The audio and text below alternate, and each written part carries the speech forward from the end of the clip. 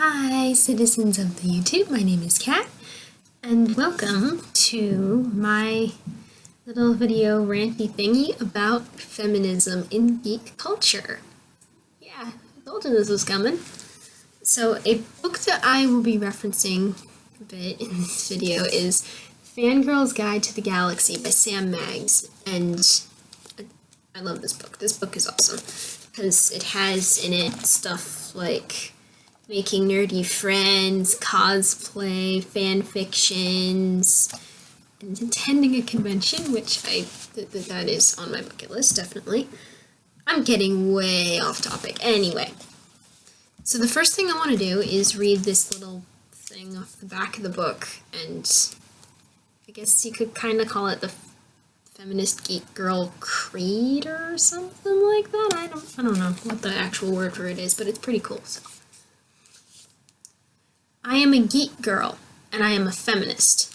I embrace the word fangirl with open arms. I don't have to prove my nerd cred to anyone, ever. Whether I'm a comics noob or a fic writer typing up her next chapter, or a hardcore gamer who sometimes forgets to sleep, not that I ever do that, no one else gets to decide whether I do or do not belong. From Super Hulock to Shikarian, I accept all fandoms and ships as equally meaningful and important in our geek girl lives. Even if your OTP is my no TP, I will still like you, though I may have to unfollow your blog. I will support empowering, lady-created media and amazing female characters who make me feel like I could be Batgirl if I just had some yellow Doc Martens and a vigilante complex. I'm the Doctor, not a companion. Buffy, not Bella. Nobody's sidekick, love interest, or token female. I'm driving this ship. I'm a fangirl, a feminist, and a force to be reckoned with. I don't know, I just thought that was kind of cool. So, yeah. First off, well, what is a feminist? A feminist is basically somebody who says guys and girls are equal, basically. Now, I don't know why this hasn't become... Okay, the geek girl bit's coming through, because I was just about to say canon in real life, but that doesn't really make any sense, does it? Maybe it does. I don't know. But anyway, I don't know why feminism hasn't become more of a thing, because it makes sense. Like, why would you treat guys and girls any differently? Girls are just as smart as guys. Guys are... Girls can be as strong as guys, if they want to be, or they can be pink. They can wear pink frilly things and makeup if they want to. I mean, feminism isn't about bashing stereotypes. Stereotypes exist for a reason. A lot of people usually adhere to the stereotype, but that doesn't mean that everybody does, and actually quite a few people don't adhere to any one stereotype. It's just the way people are. So,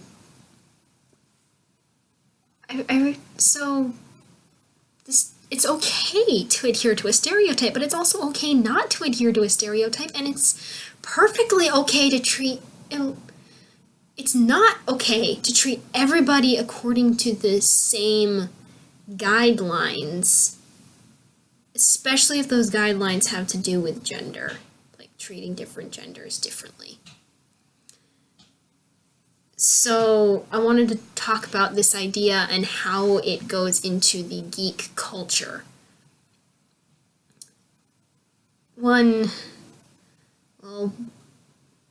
First off, a good test for figuring out if a book or a movie or something is a good feministy thing. And this lady came up with it, and her name in... This test was created by artist Alison Bechdel. And it's simple. If the film or the book or whatever it is has 1, 2 named female characters, 2 who talk to each other, 3 about something other than a man, it passes. So 2 girls, and we know both their names, talk about something that's not a guy. Seems easy, right? Until you start to apply it to things. And, oh, let's see, what's a popular thing? Okay, Lord of the Rings. Feminist, right? You got all these strong female... Nuh-uh. Because, you see, you got Galadriel and Arwen, even though she gets kind of later. But in the first movie, she's awesome. So you got Galadriel and Arwen and Éowyn and all these awesome girls, but they live halfway across this place from each other. They live halfway across Middle-earth from each other. They never talk about guys or anything else. I mean, they don't interact. Everybody else is guys. I mean, seriously. It's ridiculous. And, oh, let's pick another one. Avengers! Yeah, Avengers, because... Yeah. Okay, off on a tangent for a little bit here. I was excited about Captain America Civil War! Okay, sorry. Back on topic. Avengers. Think about it. How many girls are in that movie?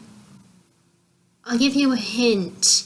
It's not many. How many girls do we know their names? Even less. Because there's, Black Widow. Rather important.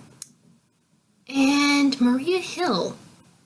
And those are about the only two females that we know their names, and do they interact? No. Or for more than just a sentence or a word or something. I'm not sure if there's a passing conversation, but it's not anything lengthy.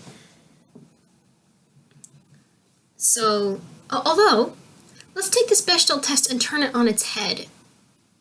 Two guys interact about something that's not a girl. Okay, I just want you to think about every movie and every book you have ever read or seen for just a moment. And can you think of any that don't pass this reverse Bechdel test? Can you think of any? Because I can't. Although Inside Out comes really close because the emotions are basically conversing about Riley, who is a girl, but that doesn't really count. And then, when there are girls, let's take a look at some of the bad things that happen with them. I told you I'd be referencing this book a lot. May I remind everyone of the Twilight series. Let's just think about that relationship for a second. And it's not healthy. It's not healthy. Any book or movie that has an unhealthy relationship like that just can't. No, it shouldn't. Nobody should be watching or liking that kind of thing, especially not feminists who are all about equal treatment. Let's see. Fridging is a topic that's in this book that I like. Fridging is a term coined by comics writer Gail Simone after she read an issue of Green Lantern in which the titular hero comes home to find that his girlfriend has been killed and stuffed in the fridge. When a woman is fridged, it means she has been killed or harmed for the plot or character advancement of a guy. Yeah. Okay, so if you haven't seen Thor: The Dark World, just plug your ears for a second. I'm not going to mention any real names, but just if you don't want to spoilers for Thor: The Dark World if you haven't seen it. So, Thor: The Dark World. Somebody that both Thor and Loki, a girl that both Thor and Loki care about, gets hurt for plot advancement, so they'll get together and work together and fight the bad guys and stuff. That's fridging and uncool. Oh, let's see, what else? Oh, does the female character find herself kidnapped or in need of saving by the heroic lead male? Then she's been damseled, as in damsel in distress. I really want a horror movie or something of that type where the female character gets dragged off kicking and screaming by the evil person-y force thing, And the guy says, "Oh no, I have to save her," and runs off and goes to heroically save the girl. And then he shows up and the girl's like, "Oh, you're here. Great. I defeated the bad guys 5 minutes ago. We can leave." I need this in my life. Oh, Manic Pixie Dream Girls. I have located a definition for a Manic Pixie Dream Girl. Manic Pixie Dream Girl. Noun. Especially in film, a type of female character depicted as vivacious and appealingly quirky, whose main purpose within the narrative is to inspire a greater appreciation for life in a male protagonist. Not exactly feminist material, is it? I'll give you a hint. The answer is no. So yeah, the Manic Pixie Dream Girl exists just to teach the guy a life lesson, and then she can basically just go away and nothing happens to the plot or the movie because she's gone now. Oh, and another thing that often happens with these kinds of things, is there just one girl in a cast of many, i.e. Avengers? Speaking of, we need a Black Widow movie. Let's all petition for a Black Widow movie because she's amazing and deserves her own movie. Come on, people! Okay, so the one girl in a cast of many. It's called having a token girl or a token person of a different skin color or different ethnicity or different culture or different whatever. Just one person who's there so they can point to them and say, "Hey, look, we've got one of those people. We've got one of those people, so you can't complain." Yes, we can, because that's tokenism. You're just having a token person. No, it doesn't work.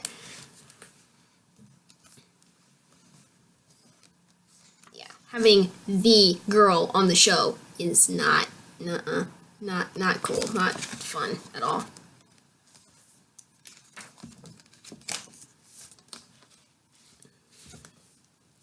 Oh, and going back to what I said about the bad relationships,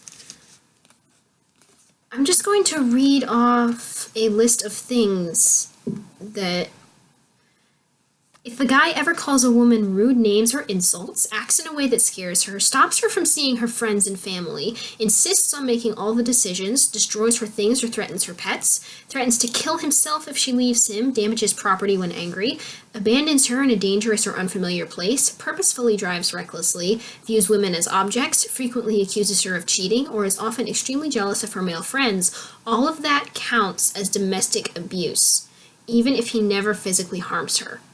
Not romantic at all. That's not any sort of okay relationship if any of that is going on. And that's not just in movies or books or anything about feminism. That's just in general. That is not an okay relationship.